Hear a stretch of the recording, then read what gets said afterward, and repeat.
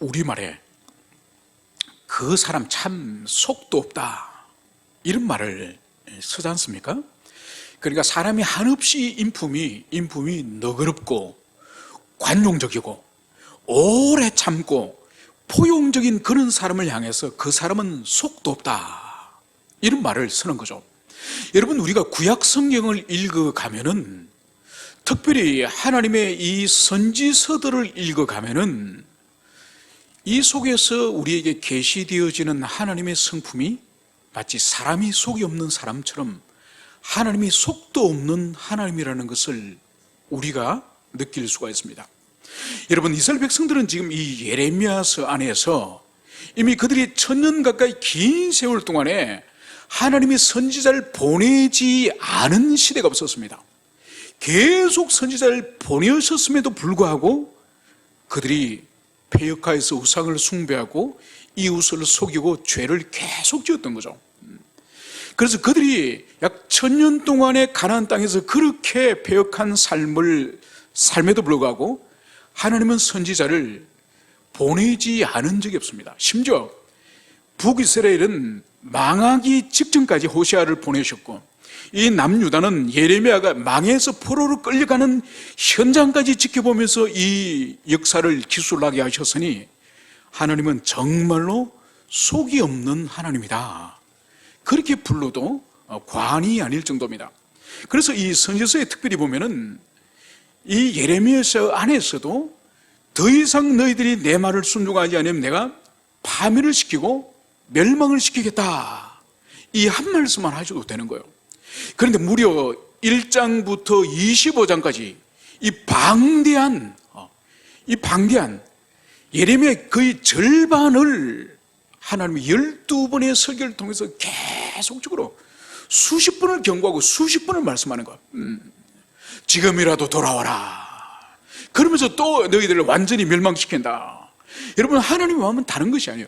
마지막 순간까지로 너희들이 돌아오면은 내가 용서하겠다, 내가 사유해 주겠다, 이것이 마지막까지 하나님의 마음인 것이죠.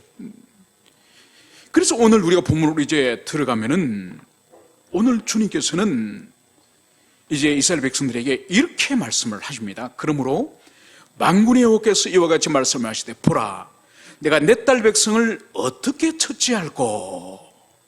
여러분, 1000년 가까이 동안을 하나님이 인도하셨습니다.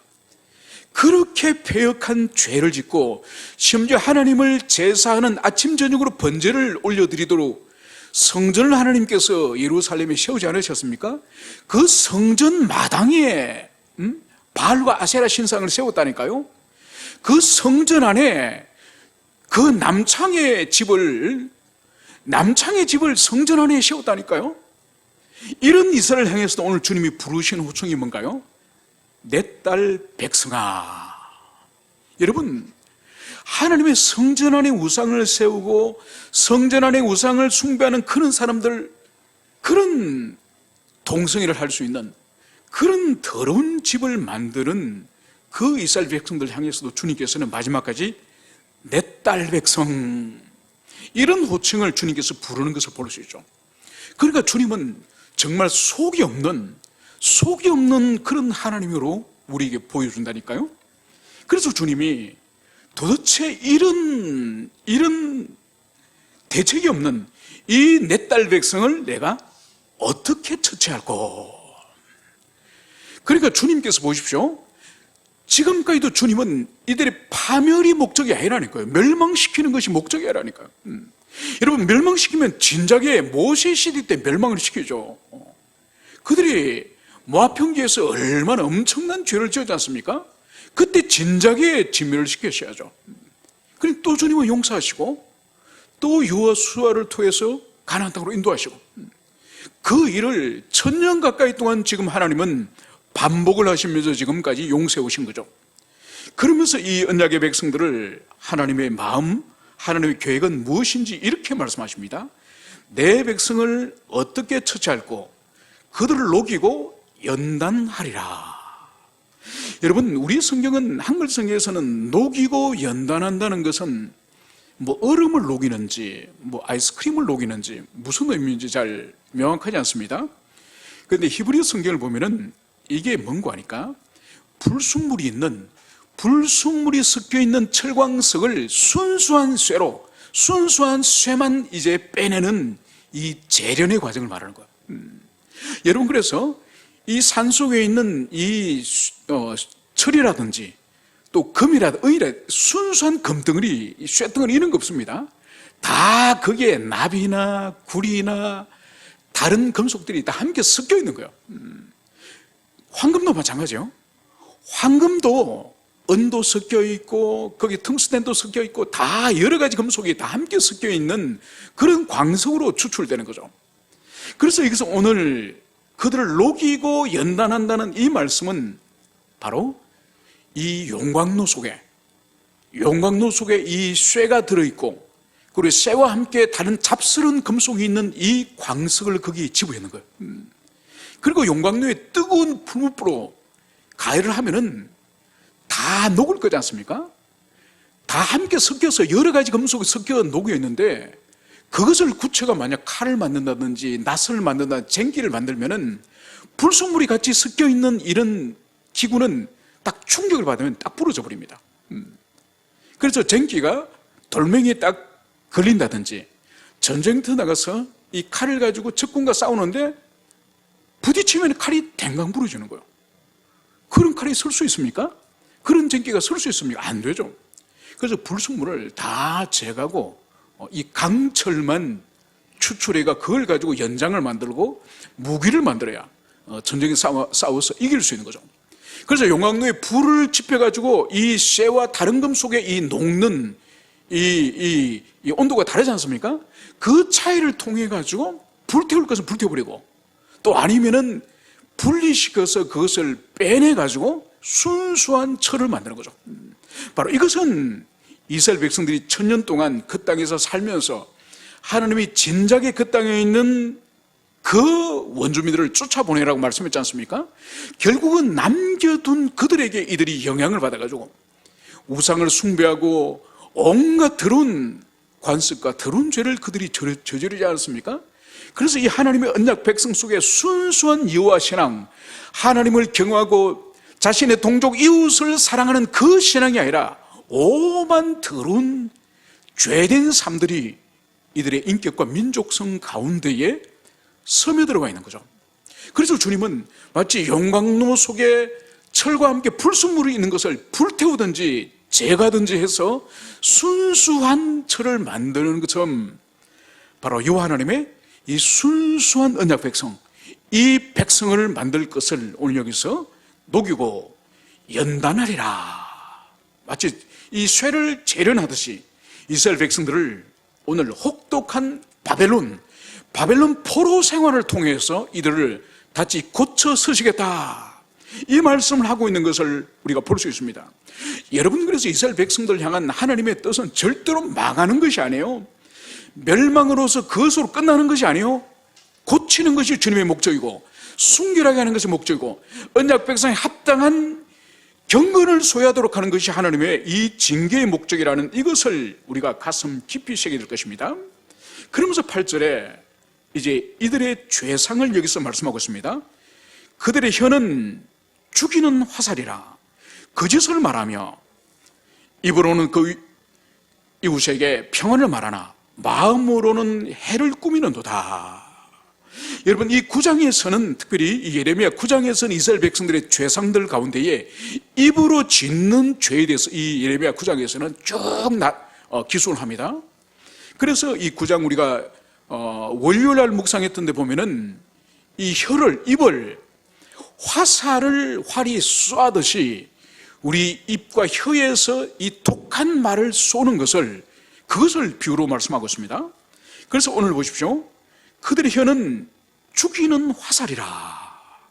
여러분, 화살을 쏴서 팔이나 다리나 이런 데 맞추면 죽지는 않습니다.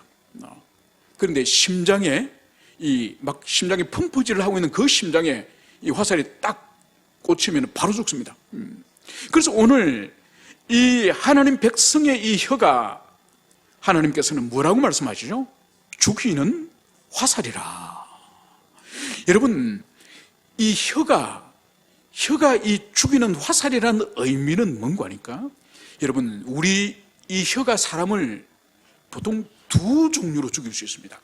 마치 우리가 살인을 할 때 사람을 죽이려고 칼도 준비하고 모든 무기를 준비해가지고 딱 죽이는, 이것은 고의적인 살인이죠, 그죠?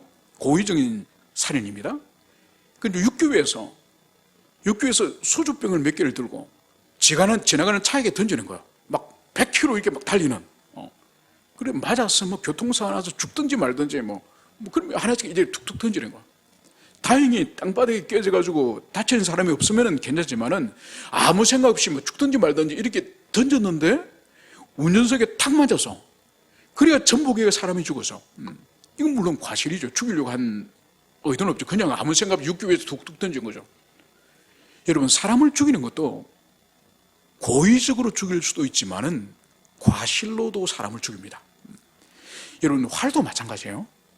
화살도 맞추려고 맞춰서 죽일 수도 있지만은 그냥 쏘았는데 아방처럼 그냥 맞아 죽을 수도 있는 거예요. 여러분, 우리 입도 그렇다는 거예요.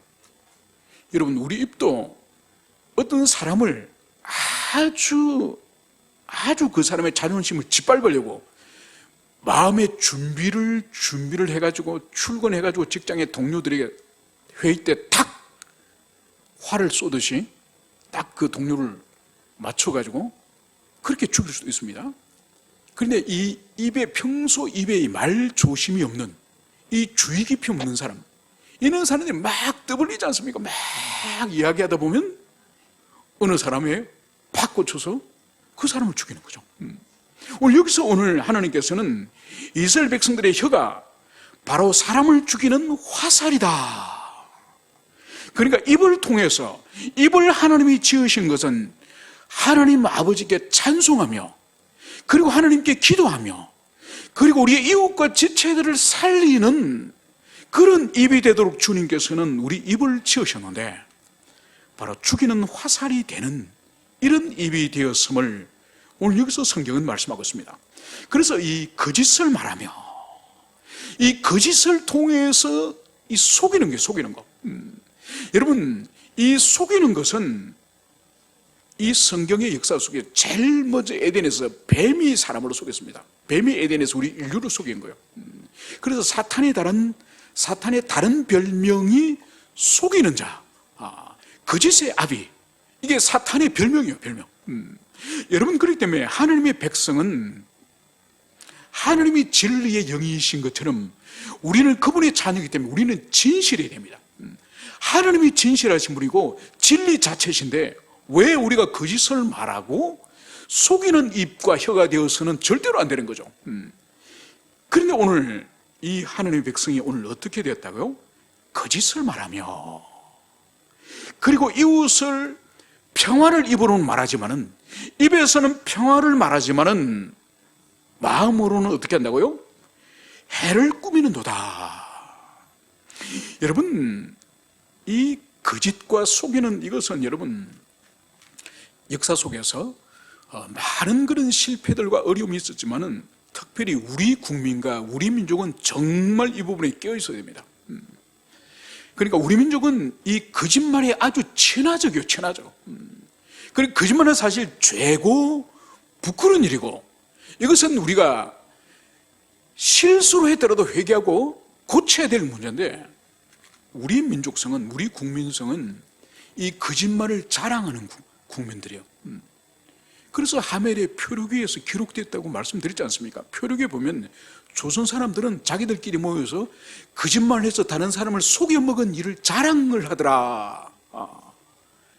부끄러워하기는 그런 것을, 나는 속여서 100만 원 사기 쳐먹어서, 옆에 있는 사람 나는 1000만 원 사기 쳐먹었다니까, 나는 1억을 사기 쳐먹었다니까. 서로 그 죄를 자랑을 하는 민족이 우리 민족이라는 것. 여러분, 그래서 보세요. 우리가 이 근자에, 이 민족성이 이 근자에도 우리들이 그대로 지금 그대로 그 피가 그대로 흐르고 있는 거죠. 그래서 보세요. 여러 해 전에, 벌써 10년이 지났죠? 10몇 년 전에 미국산 그 소고기 먹으면은 뇌가 구멍이 숭숭 뚫혀가지고 죽는다고. 어느 배우는 미국산 고기를 먹느니 차라리 청산가리를 입에 털어넣겠다고. 또 어떤 또 여성 연예인 가운데 한 사람은 그렇게 미국산 소고기를 그렇게 비난하더니 그 사람이 최근 직업이 뭔지 아십니까? 미국산 쇠고기로 햄버거 가게를 하고 있다 그랬더만요. 여러분, 그렇게 속이고 거짓말을 했으면 사과를 해야죠. 내가 그때는 내가 실수했습니다. 잘못했습니다. 아무도 사과하지 않습니다.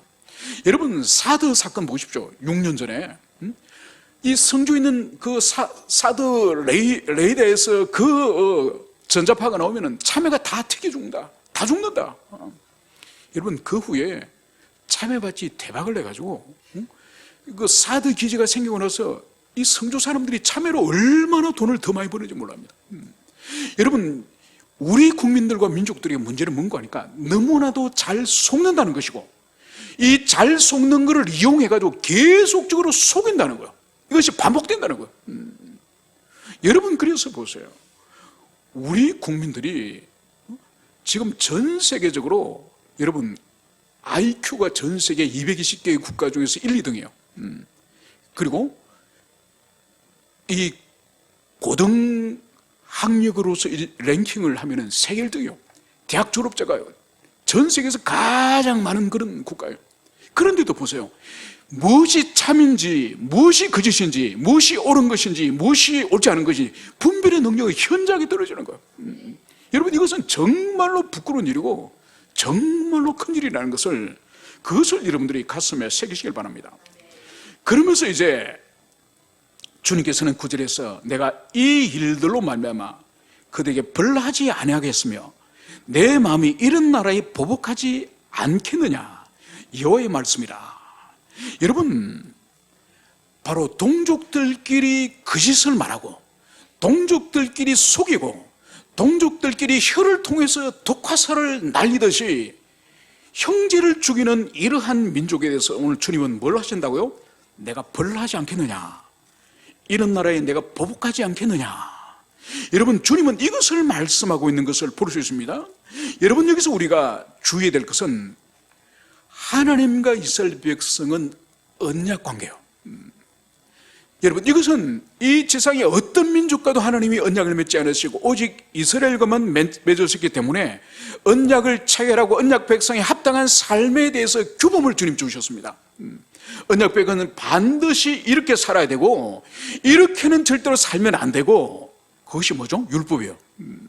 그래서 언약을 체결하시고 율법을 주셨기 때문에 하나님은 언약의 주예요. 언약의 주시기 때문에 사람은 자신이 언약을 체결한 것을 잊어버릴 수도 있고, 또 언약의 내용이 뭔지를 하나님의 진리 말씀을 부지런히 주님이 주시는 계명을 탐구하지 않아서 잊어버릴 수가 있습니다. 그런데 언약의 주께서는 항상 당신의 백성과 내가 언약의 관계에 있으며, 그리고 내가 준 율법은 이러한 것이며 이런 율법에 근거해서 그들이 바르게 살고 있는지 불꽃 같은 눈으로 지켜보는 분이 바로 하나님이십니다. 여러분, 그렇기 때문에 동족을 향해서 속이며 거짓말을 하며 죄를 짓는 이런 악에 대해서는 언약의 주이신 여호와 하나님은 반드시 그들에게 간섭하시고 그들의 삶에 대해서 참견하시고 그들에게 징계와 상벌을 주시는 분이신 것이 바로 이것이 언약의 주님이십니다. 여러분, 그래서 우리 그리스도인들도 이 부분이 현저하게 약한 거예요. 현저하게. 그러니까 주일날 성경 끼고 교회 와야 겨우 내가 하나님 자녀구나, 내가 교회를 다니구나, 여러분 이러면 안 되는 거예요. 항상 우리는 나는 하나님과 나는 언약의 백성이고 하나님과 나의 관계는 주님이 나에게 계명을 주셨고 나는 그 계명을 지켜야 될 의무가 있는 사람이다. 그래서 항상 주님과 우리 관계는 언약의 관계이고 아버지와 자녀 관계고, 자녀로서 합당한 것은 계명에 순종하는, 말씀에 순종하는 삶이 바로 우리에게 주님이 원하시는 그 삶이다. 이것을 우리가 가슴에 새겨야 되는 거예요. 여러분, 왜 우리가 성경 묵상을 66권을 모두를 차례대로 돌아가면서 계속적으로 새벽마다 나누고 한 달마다 두 달마다 새 책을 바꿔가면서 왜 합니까? 여러분, 지식이 목적이 아니라니까요. 지식은 수단에 불과하다니까요. 본질적인 목적이 뭐죠? 하나님의 계명을 배워서 깨달아서 삶에서 내 뜻대로 내 마음대로 하지 않고 그 계시의 뜻대로 우리가 순종하기 위해서 하나님 말씀을 배우고 묵상하는 거예요. 그래서 주님은 우리에게 이미 말씀을 주셨기 때문에 우리는 그 말씀을 부지런히 탐구하여서 우리 자신을 그 진리에 합치시키는, 내 하고 싶은 것이 다 이쪽이죠. 다 있습니다. 그런데 내 하고 싶은 것이 아니라 주님께서는 이렇게 생각해라, 이렇게 말해라, 이렇게 지체와야 하는 이런 관계를 가져라. 주님이 주시는 이 계명의 길이 있습니다. 내 길을 버리고 내 자신을 쳐서 복종하여서 주님이 가고자 하는 그 길을 따라가는 이것이 바로 우리가 언약 백성에 충성하는, 순종하는 그 길인 것을, 그것을 여러분들이 가슴에 새기시길 바랍니다. 그래서 우리의 지식이 과연 지식의 자리로서 끝나는가? 그 지식이 바로 하나님이 우리에게 가고자 하는 그 길을 가는 그 수단이 되고 있는가? 이것을 여러분들이 가슴에 새기시길 바랍니다. 그러면서 이제 예레미야는 오늘 10절에서 이렇게 탄식하는 것을 볼 수가 있습니다. 내가 산들을 위하여 울며 부르짖으며 광야 목장을 위하여 슬퍼하노니 이는 그것들이 불에 타섬으로 지나가는 자가 없으며 거기서 가축의 소리가 들리지 아니하며 공중의 새도 짐승도 다 도망하여 없어졌음이라. 여러분, 오늘 이 선지자가 지금 탄식하는 장면이 여기서 등장합니다. 이 부르짖고 탄식하는 이 두 내용이 본질이 뭐죠? 광야 목장, 하나님께서 이스라엘 백성들에게 양과 염소와 그들이 먹고 살 수 있는 그 중요한 수단 중에 하나가 목축이지 않습니까? 그 목축의 광야가 어떻게 됐죠? 오늘 불에 타서 가축의 소리가 들리지 않는다. 그러니까 가축들이 다 굶어 죽든지 다 빼앗겼든지 다 잃어버린 거예요. 그리고 또 하나가 뭐죠? 이제 그리고 더 나가서 하늘의 새와 짐승도 다 도망하여서, 그러니까 이 말씀의 본질이 뭔가요? 바로 언약의 땅이 그친 광야가 되었다. 사람이 살 수 없을 뿐만 아니라 짐승이나 생명체들이 살 수 없는 그런 저주를 받은 땅이 되었다. 이 말씀을 여기서 하는 것을 볼 수 있습니다. 여러분, 그래서 우리는 창세기 3장부터 모든 하나님이 지으신 이 피조 세계의 정점에 존재하는 존재가 우리 인간이지 않습니까? 그래서 인간의 이 관리와 다스림을 받는 그 아래에 모든 짐승들이 있고 그 정점에 우리 인간이 있는 거죠. 이 정점에 있는 인간이 하나님의 저주와 사망의 선고를 받았지 않습니까? 그래서 그 결과로서 이 창조세계 또한 함께 저주를 받은 것을 여러분들이 기억하시죠? 그래서 땅이 가시와 엉겅퀴를 내고 예전과 같은 수출과 풍작을 내지 못하는 저주받은 땅이 되어버리고 말았던 것이죠.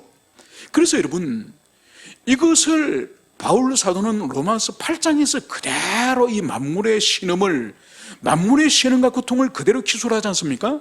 하나님의 아들들이 다시 나타나기를 고대하면서 그리스도의 재림을 통해서 우리 인생들이 다시 부활과 영생에 참여하듯이 이 피조세계도 이 신음으로부터 이제 벗어나기를, 그것을 기다리고 있다는 것을 로마서 8장에서 말씀을 하고 있는 거죠.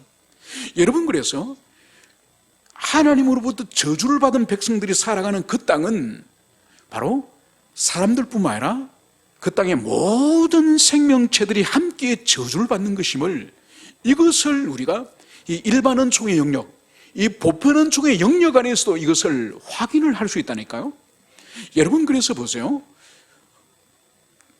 북한을 가면은, 저는 내륙 안으로 들어가 보지 않았지만은 그 주변으로는 뭐 압록강, 두만강으로는 여러 번 다녀왔습니다. 그래서 배를 타고 이제 압록강에서 이렇게 쭉 중국 단동 신의주에서 쭉 이렇게 올라가면은 강 왼쪽은 중국이에요. 강 오른쪽은 북한입니다. 완전히 산이 완전 달라요. 오른쪽 북한에는 아예 산에 나무 자체가 없다니까요.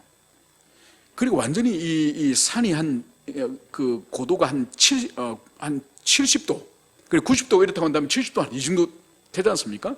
여기도 다락밭을 만들어가지고 그 이른 아침에 배를 타고 압록강을 거슬러 올라가는데 그때가 한 8시 정도였습니다. 8시 정도인데 이 사람들은 한 400고지, 500고지 된 그 산꼭대기에서 모여서 일하고 있더라고요. 그런데 도대체 몇 시에 일어났다는 겁니까? 그 사람들이 그 꼭대기 가서 일을 하고 있을 정도면은.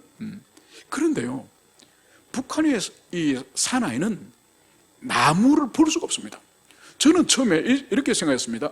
아니, 우리나라는 60년도, 70년도 박정희 대통령이 열심히 식목일을 만들고 가을에는 또 뭘 만들었죠? 11월 달에 또 나무를 가을에 돌보는 또 그런 날이 있지 않습니까? 그래서 얼마나 이 산에 나무를 심고 또 잘 가꾸고 돌보고 해서, 근데 북한은 도대체 뭐 한 거야? 왜 나무를 안 심은 거야? 이런 생각을 했습니다. 그런 탈북자들하고 이야기를 쭉 나누다 보니 그게 아니에요. 얼마나 나무를 많이 심은지 몰라요. 나무를 무한정 심었대요. 근데 제가 너무 궁금해요. 아니, 그 많이 심은 나무는 어디 갔습니까?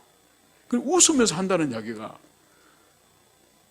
우리가 심고 며칠 있다가 밤중에 올라가서 다 우리가 다시 뽑아와서 그거를 다시 땔감으로 다 썼습니다. 아니, 왜 그것을 땔감으로 씁니까? 석탄도 있고 석유도 있고 그게 없는 거예요. 여러분, 우리는 보세요. 이 대한민국에서 이 산에 나무를 심을 때 북쪽에서도 나무를 심었거든요. 그런데 우리는 경제가 발전하면서 처음에 시골에 또 도회지 이런 데서 장작을 떼고 이렇게 불을 화목으로 쓰다가 시간이 지나면서 이 연탄이, 석탄을 개발해 연탄을 만들어서 온 국민의 땔감이 연탄이 됐지 않습니까? 그러면서 또 70년도 들어오고 80년도 들어오면서 석유를 이제는, 엄청난 많은 석유를 이제는 수출을 해가지고 그 돈을 가지고 석유를 사들였지 않습니까? 그래서 기름을 막 시골까지 기름 보일러로 다 도배를 했죠, 그죠?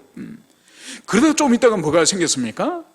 LNG, LPG, 도시가스. 여러분, 산에 나무하러 갈 시간이 없다니까요. 땔감을 왜 배로 갖다 다닙니까? 훨씬 값싼 이 연탄, 석유, 이 도시가스, 이런 것들이 국가로부터 무한정 공급이 되는데 이 톱이나 낫이나 도끼를 들고 산에 갈 필요가 없다니까요. 근데 북한에는 국가의 모든 부를, 전쟁 물자를 준비하는 데 다 쓰죠. 또 수령 집안에 우상 차지하는데 그 호화로운 그 물건들을 사고 건물을 건축하는 데 다 사용하죠. 그러니까 국민들에게 이 에너지를 값싼 에너지를 개발하든지 공급해 줄 수가 없는 거예요. 석탄만 해도 중국에 다 팔아먹으니까 백성들에게는 너희들이 산에 가서 낙엽을 가져와서 불을 지피워서 밥해 먹든지, 아니면 너희들이 심은 나무를 캐와서 다시 하든지. 여러분, 그 한 나라에 지도자가 하나님으로부터 저주를 받고 사람들이 하나님의 저주를 받고, 그러니 그 산 전체가, 그 산하 전체, 강산 전체가 생명이 살 수 없는 그런 땅이 되었음을, 그것을 우리가 현실 역사 가운데서도 그것을 볼 수 있습니다. 그러면서 이제 주님께서는 이제 내가 이 예루살렘을 심판하는 이유를 내가 말하겠다 이러면서 오늘 12절에서 이렇게 말씀하십니다. 지혜가 있어서 이 일을 깨달을 만한 자가 누구며 여호와 입의 말씀을 받아서 선포할 자가 누구인고. 여러분, 하나님은 지금 당신의 이 심판하기까지 이 심령에 이 찢어지는 이 하나님의 이 심장의 이 말씀을 이것을 백성들에게 선포해주고 하나님의 이 마음을 깨닫는 자가 있기를 주님은 바라시는 거예요. 그런데 오늘 이 선지자의 질문, 이 예레미야의 질문이 바로 뭔가요? 이 일을 깨달을 만한 자가 어디 있느냐? 하나님이 이들을 멸망시키고 당신의 백성이고 당신의 언약 백성인데도 당신이 멸망시키게 될 수밖에 없는 이 이유, 이것을 깨달은 사람이 누가 있느냐? 또 이 일에 대해서 전파하고 선포할 하나님의 종이 어디 있느냐? 누가 있느냐? 여러분, 없다는 거예요.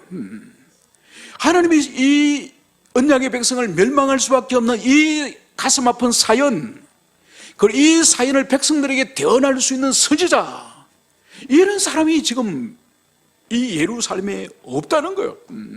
이것이 절망이요, 이것이 비참함인 것을 여기서 볼 수 있습니다. 여러분, 그래서 오늘날도 마찬가지입니다. 여러분, GNP가 좀 떨어지는 나라가 불행한 나라가 아니에요. 또 우리가 지금 35,000불 정도 되죠. 이게 70년도 우리가 한 3,000불 정도 때보다 더 우리가 지금 행복하다고 절대로 말 못합니다. 여러분, 어떤 분이 이번 주에 어떤 분하고 대화를 나누다가 이런 말을 했습니다. 그러니까 한 선생님은 목을 매달아 죽었고, 또 서울에서만 그런 일이 있는가 했더니 지금 전국 여러 곳에서 나도 학생에게 맞았다는 그런 고백들이 여러 도시에서 지금 터져나오고 있지 않습니까? 이걸 사람들이 보더니, 야, 35,000불 이거 아무것도 아니다. 진짜 대한민국은 진짜 이게 지옥이구나. 선생도 없고 학생도 없고 이게 지옥이구나. 여러분, 그런 극단적인 말을 하는 것을 들었습니다. 지금 이스라엘의 문제가 뭔가요? 그렇게 죄를 짓고 하나님의 마음을 떠나 있고 하나님의 멸망과 심판이 직전에 있는데도 하나님의 마음을 깨닫는 자가 없다는 거예요. 이것을 또 백성들에게 선포하고 경고할 사람이 없다는 거예요. 경고할 사람이 없다는 거예요. 여러분, 그래서 가장 위험한 시대, 가장 비참한 시대는 다른 것이 아니에요. 그 시대가 하나님의 진리를 모르고 하나님의 마음을 깨닫지 못하고 또 하나님의 마음을 선포할 하나님의 이 사람들, 목회자가 없는 그 캄캄한 시대가 가장 어두운 시대예요. 어두운 시대. 가난도 두려운 일이요, 질병도 두려운 일이고 전쟁도 두려운 일이지만은 잘 먹고 잘 사는데 진리를 선포할 교회가 없고 진리를 전가할 하나님의 종이 없는 그 시대가 얼마나 불행한지 오늘 보십시오.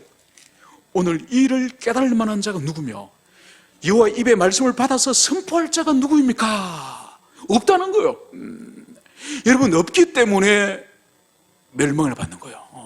없기 때문에. 그러면서 이제 하나님이 답변하십니다. 오늘 13절에서 여호와께서 말씀하시되 이는 그들이 내가 그들 앞에 세운 나의 율법을 버렸고 내 목소리를 순종하지 아니하며 그대로 행하지 아니하고. 오늘 하나님께서는 이스라엘 백성들의 이 죄상을 삼중적으로 오늘 여기서 말씀하고 있습니다. 바로 그들 앞에 세운 하나님의 율법을 버렸고, 율법을 버렸고, 두 번째로는 하나님의 목소리를 순종하지 아니하였으며, 하나님께서 계속 선지자를 당신의 종을 계속 보내셨겠죠. 그래서 계속적으로 선포하고 들려주셨지만은 이들은 이 하나님의 이 음성, 이 목소리를 듣기를 거부하였음을 볼 수 있습니다. 그리고 세 번째로는 그대로 행하지 아니하고. 하나님께 율법을 주신 목적이 뭔가요? 주의 음성을 주신 목적이 뭔가요? 음성과 하나님이 주신 율법 그대로 지키라고 주신 거예요.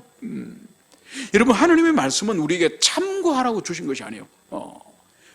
우리를 향해서 그 말씀이 인도하는 길, 그 길을 순종하여 따를 것을 주님께서는 그렇게 하기 위해서 주셨음을, 이것을 우리는 기억해야 될 것입니다. 그러면서 보세요. 이제 이 14절에서는 13절에서는 율법을 버리고 목소리를 순종하지 않고 또 그대로 행하지 않았다고 한다면은 이 14절에서 이들이 따랐던, 이들이 순종하였던 일들이 있습니다. 그 일이 바로 뭐죠? 그 마음이 완악함을 따라 그 조상들이 자기에게 가르친 바알들을 따랐음이라. 여러분, 죄는, 타락은 그 DNA가 똑같습니다. 사실은 에덴 동산에서 보세요. 하나님의 말씀을 따를 것인가, 뱀의 말을 따를 것인가, 이 기로에, 이 선택에 서 있지 않았습니까? 우리 인류가 그때 어떻게 했습니까? 하나님의 말씀을 버리고 이 사단 뱀의 말을 결국 따랐죠. 오늘 보십시오. 하나님 율법을 버렸죠. 목소리를 순종하지 않았죠. 또 주시는 계명을 그대로 행하지 않았죠. 하나님의 것은 다 버렸습니다. 하나님의 것은 다 버렸지만은 그들의 조상이 후손들에게 가르쳐준 바알들을 따랐다. 여러분, 에덴에서 뱀의 길을 따랐던 우리의 조상을 그대로 지금 이 예루살렘 거민들도 그대로 바알들을 따라갔기 때문에 이들의 멸망은 피할 수가 없음을 오늘 여기서 보여주고 있습니다. 그래서 오늘 하나님께서는 15절 16절에서 마지막으로 이렇게 말씀하시죠. 보라, 내가 그들 곧 이 백성들에게 쑥을 먹이며 독한 물을 마시게 하고. 여러분, 이 쑥을 먹는다, 이 독한 물을 마신다 한 이 의미는 이 신명기 29장에서 이미 말씀하신 겁니다. 그 말씀을 지금 예레미야가 인용을 하고 있습니다. 이게 뭐냐? 우상 숭배를 하거나 하나님이 기뻐하지 않는 끔찍한 그 죄를 저질렀을 때에 바로 그때 벌을 받는, 이 벌을 상징하는 것이 바로 이 쑥을 먹는다든지 이 독한 이 물을 마시는 이것이 바로 이 하나님의 이 범죄한 자들에게 주신 하나님의 이 형벌, 이 처벌인 것을 여기서 볼 수 있습니다. 그래서 여기서 이 쑥을 먹고 독한 물을 마시게 한다는 이것은 바로 앞으로 바벨론 제국이 쳐들어와서 이스라엘 백성들을 완전히 파멸시키는 이 형벌을 오늘 쑥을 먹고 독한 물을 마신다는 이 의미라는 것을 우리가 기억을 하시길 바랍니다. 그래서 우리에게도 우리가 주님이 기뻐하지 않는 인생의 삶을 계속적으로 살 때는 주께서 우리에게 말씀을 하시지만은 주님의 말씀도 영원히 말씀만 하시는 분이 아닙니다. 바로 주님이 때로는 말씀이 아니라 우리의 어떤 행동을 하실 때가 있습니다. 그것이 바로 쑥을 먹고 독한 물을 마시는 거죠. 바로 비통한 이 고통을 주님께서 일시적으로 허락하는 것을 볼 수 있습니다. 바로 그때는 우리가 정신을 차리고 주님 앞으로 돌아오도록 하기 위한 주님의 조치라는 것을, 이것을 여러분들이 가슴에 새기시길 바랍니다. 이제 마지막, 그들과 그들의 조상이 알지 못하던 여러 나라 가운데 그들을 흩어버리고 진멸되기까지 그 뒤로 칼을 보내리라 하셨느니라. 여러분, 신명기 28장은 이스라엘 백성들이 순종의 삶을 살 때 나는 이런 복을 너희들에게 주겠다, 너희들이 불순종의 삶을 살면 이런 벌과 징계를 내리겠다, 이것이 그 유명한 신명기 28장이요.